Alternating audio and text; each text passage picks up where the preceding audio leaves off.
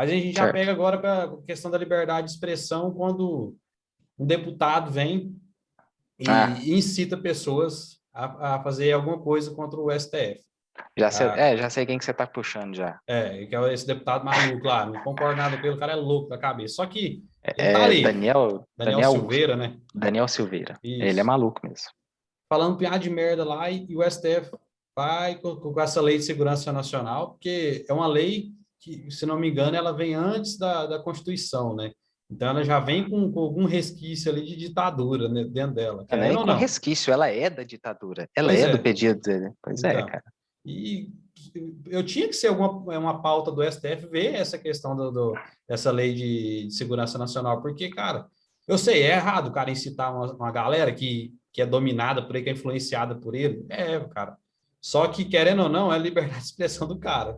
Já vejo por esse lado. Aí vem o STF e pega o cara, prende ele, acusa ele e julga ele. Tudo a mesma coisa? Que loucura é essa? É. Porque aí tem que ver, aí vão lembrar daquela, vamos dizer assim, uma das coisas mais elementares lá, quando a gente vê direito penal, que é, resumidamente, é contexto e intenção, vamos dizer assim, Aham. contexto e intenção. Uhum. Então, do exemplo que você falou, do Silveira aí, Aham. qual o contexto do cara? O contexto é que ele já vinha de várias situações em que ele sempre prega ditadura, fala mal das instituições e tal, tal, tal, tal. Aham. Beleza. Então já tem este contexto. Além disso, aí nas falas, no vídeo específico, né, que gerou a prisão dele, Uhum.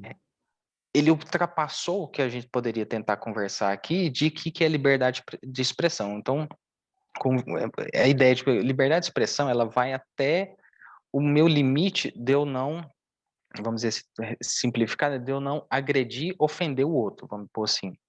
Então, a partir do momento em que a minha liberdade de expressão, de alguma forma, ela, ela agride você em aspectos legais, porque moralmente ou alguma coisa assim, ok, mas legalmente não. E aí, esse foi o problema dele. O problema é que ele, de fato, a liberdade de expressão dele ultrapassou esses limites do cara é, é, fazer apologia ao AI-5, que fecha o AI-5 fechou Congresso, cara. O AI-5 Aham. tirava os direitos de político de cara de 10 anos. O AI-5 podia ter perda patrimonial, né, confisco de bens ó, do nada, enfim, loucura, Uhum. pesado. Aí o cara fazia apologia desse tipo de coisa e não só isso, daí falar de agressões físicas a membros específicos do STF, aí entra um pouco da parte de intenção. Uma coisa é Uhum. falar assim, o STF é horrível, o STF não tá julgando muito mal. Outra coisa é falar assim, vou pegar o membro X do STF e vou arrebentar ele na porrada. E vamos lá, gente, sabe? É Uhum. diferente, sabe? Novamente, aí entra o negócio, contexto e intenção. No caso, nem enquadra, então, na liberdade de expressão. No caso, ali seria quase Não, uma ameaça, no caso. É. foi tido dessa forma, como incitando, incitando violência, literalmente. O que falou isso? Falou, ó, fulano de tal, não sei o que, você já mandou pegar você, encheu você de porrada. Eu não lembro exatamente o que eu falava, mas o Aham. nega é esse. Não lembro se era o Faquinho, Alexandre Moraes, que ele falou. Ele falou, ó, imagina se a gente pegasse você e te desse porrada, qualquer coisa assim. Pô, aí, né?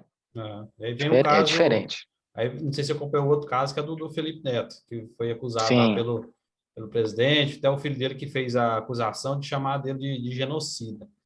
Aí eu sim, já acho que é duas histórias diferentes bem e diferente. duas atitudes diferentes também a ser tomada. Nesse caso, a Lei de Sim, Segurança Nacional, eu não vi um motivo. Tipo assim, pelo fato do Felipe Neto estar tá expressando um sentimento dele. Ele não está incitando ninguém a nada, não está chamando ninguém para ir atacar o presidente, ele realmente está falando o que ele pensa, né? No caso. sim. Ali, no caso, a liberdade de expressão foi tolhida. É. Cara, é interessante esse caso fazer essa comparação desses dois casos.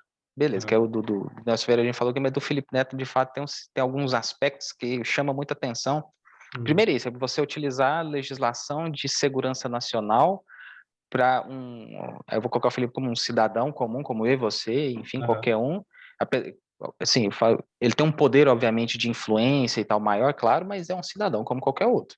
Uhum. E aí, utilizar a Lei de Segurança Nacional contra ele por ele estar fazendo uma crítica Uhum. a o trabalho de uma figura pública. Isso é muito, cara, isso é muito importante, porque, infelizmente, o governo federal ele tem essa característica de não aceitar críticas ao seu trabalho, mas é Aham. público. Todo trabalho público, ele merece e ele deve ser criticado. Ou seja, crítica no sentido, tipo assim, o que está errado e pode melhorar. Ou então, às vezes, Uhum. fala assim, não, tem coisa que está mais ou menos, tá, mas pode melhorar. Então, nesse sentido. E aí tem essa característica desde o início, né, de não aceitar esse tipo de crítica. E no caso do Felipe Neto, tem alguns detalhes que são interessantes, Murilo, que Uhum. de fato, não só o fato dele ter sido enquadrado nessa legislação por ele ter falado de genocídio, porque dentro do contexto e intenção que ele está no momento que proferiu as falas dele, era justamente de fazer crítica à forma como se está lidando com a pandemia. E, Uhum. cara, morreu 300 mil pessoas. E se a gente considerar, a gente não está considerando, na verdade, a subnotificação. Se for Uhum. pensar em subnotificação, com certeza tem mais do que 300.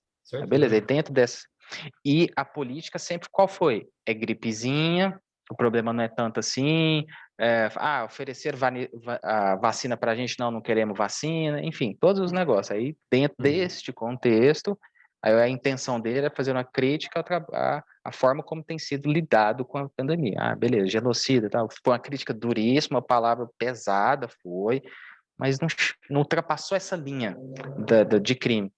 E Uhum. tem um detalhe que chama muita atenção, que é o seguinte: quando foi feita, você falou que quem apresentou a denúncia foi o filho do É, o Bolsonaro. Carlos Falou Bolsonaro. exatamente. Aham. Então, uma série de detalhezinhos a partir dessa informação que a gente tem que ter em mente. Primeiro, crime contra o presidente da República não é na Polícia Civil, é Polícia Federal, não é competência deles. E aí Uhum. o delegado da Polícia Civil aceitou e falou assim: vou investigar. Mas por que você foi investigar? Não é competência sua, é da Polícia Federal? Bagunça. Hum, Pois é. E outra coisa, você, filho, que veio fazer a representação, mas é pelo seu pai, porque mas seu pai não pode falar, ele não está morto. Geralmente, esse tipo de crime contra a honra é a própria pessoa. Uhum.